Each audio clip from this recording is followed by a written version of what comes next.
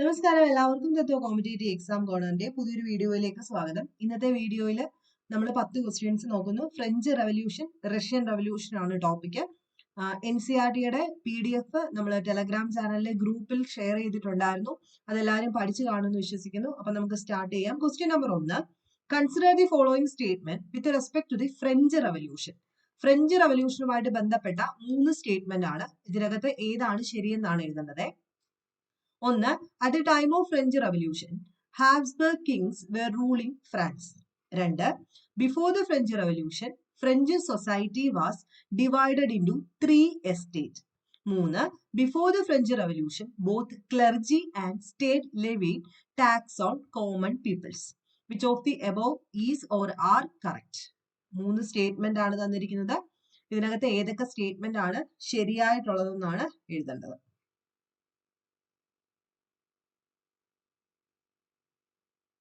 Option A, only 1. Option B, only 1 and 2. Option C, only 2 and 3. Option D, all of the above. 2. Which of the following pairs is or are correctly matched? 1. എയിൽ പറഞ്ഞിരിക്കുന്നത് തിങ്കറിനെ പറ്റിയിട്ടും option ബിയിൽ അവരുടെ work, അതായത് ഒരു തിങ്കറിനെ പറ്റിയിട്ട് ഇപ്പുറത്ത് കൊടുത്തിട്ടുണ്ട്, അവരുടെ വർക്ക് കൊടുത്തിട്ടുണ്ട്. ഏതൊക്കെയാണ് കറക്റ്റ്ലി മാച്ച്ഡ് എന്ന് പറയാം. ഒന്നാമത്തേത് ജോൺ ലോക്ക് ആണ്. 2 ട്രീറ്റീസ് ഓഫ് ഗവൺമെന്റ്, അദ്ദേഹത്തിന്റെ വർക്ക് ആണെങ്കിൽ ഇത് ശരിയാണ് അല്ലെങ്കിൽ തെറ്റാണ്. 2 Rousseau, social contract. 3 Montesquieu, the spirit of the law. Select the correct answer from the code given below. Option A only 1 and 2. Option B only 1 and 3. Option C only 2 and 3. Option D all of the above.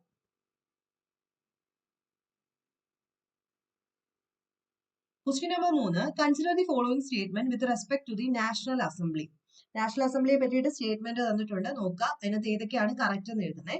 1. It was created in the meeting of the Estates General by an anonymous voting. 2. It converted France into a constitutional monarchy. 3. It created a constitution which provided for universal adult male franchise. ശ്രദ്ധിക്കുക, adult mail franchise എന്നാണ് കേട്ടോ, mail ഉണ്ട്. അപ്പൊ ഏതൊക്കെ statement ആണ് നാഷണൽ അസംബ്ലിയെ പറ്റിയിട്ട് ശരിയായിട്ടുള്ളത്? Option A only 1, option B only 2, option C only 3, option D only 1 and 2.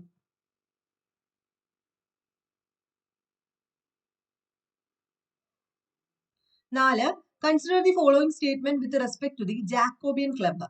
1. Its members largely came from the less prosperous sections of society. 2. Robespierre was the leader of the Jacobean Club. 3. Sans Culottes was a rival group of Jacobean Club. Which of the following are correct? തന്നിരിക്കുന്നതിനകത്ത് ഏതൊക്കെയാണ് correct? Jacobian club അറിയാമല്ലോ, അത് കൃത്യമായിട്ട് NCERT-യിൽ പറഞ്ഞിട്ടുണ്ട്. അപ്പൊ ഏതാണ് correct ആയിട്ടുള്ളതെന്ന് നോക്കാം. Option A only 1, option B only 2, option 3 only 3, option D only 1 and 2. ഒന്നും രണ്ടും ശരിയാണെങ്കിൽ അത് എഴുതുക. 5. Consider the following statement. 1. Emperor of Russia, Russian revolution ആണ്. Emperor of Russia was called tsar. 2. Duma was the Russian parliament before the Bolshevik revolution took place. 3. The term Soviet means a council of workers. Easy ചോദ്യമാണെന്ന് തോന്നുന്നു. Which of the following is or are correct? Option A only 1, option B only 1 and 2, option C only 1 and 3, option D all of the above. ഇതെല്ലാവരും answer എഴുതും. 6. Who ruled Russia in the year of 1914? Who ruled Russia in the year of 1914? Option A Tsar Nicholas II, option B Louis XVI, option C Charles III, option D none of the above. 1914 ഭരിച്ചിരുന്ന കേട്ടോ. Russia and the emperor എന്നൂടെ ഓർത്ത് വെച്ചേക്കാം. Empire ഭരിച്ചിരുന്ന ആരായിരുന്നു? Russian empire. 7. During 1905 revolution, the procession of workers who moved towards Winter Palace was attacked by police and the Cossacks. Over 100 workers were killed and about 300 wounded. This incident was known as option A Bloody Sunday, option B Bloody Monday, option C Bloody Saturday, option D none of the above. Easy ചോദ്യമല്ലേ? 8. The Greens, who controlled most of the Russian Empire, during 1918 and 1919 were known as greens എന്നറിയപ്പെടുന്നവര്. ഗ്രീൻസും റെഡും ഒക്കെ കേട്ടിട്ടില്ലേ? അപ്പൊ Green's 1918-19 ഉണ്ടായിരുന്ന Russian എംപയറിന്റെ ആ ഒരു സമയത്ത് കൺട്രോൾ ചെയ്ത ഗ്രീൻസ് ആരാണെന്നാണ് ചോദ്യം. Option A Menshevik party, option B pro Tsarist, option C socialist revolutionaries, option D Bolsheviks. ആരാണ് ഗ്രീൻ എന്ന് അറിയപ്പെട്ടിരുന്നതെന്നാണ് ചോദ്യം. എഴുതുക. 9. Who wrote the history of a Soviet collective farm? Who wrote the history of Soviet collective farm? Option A, Fedor Belov.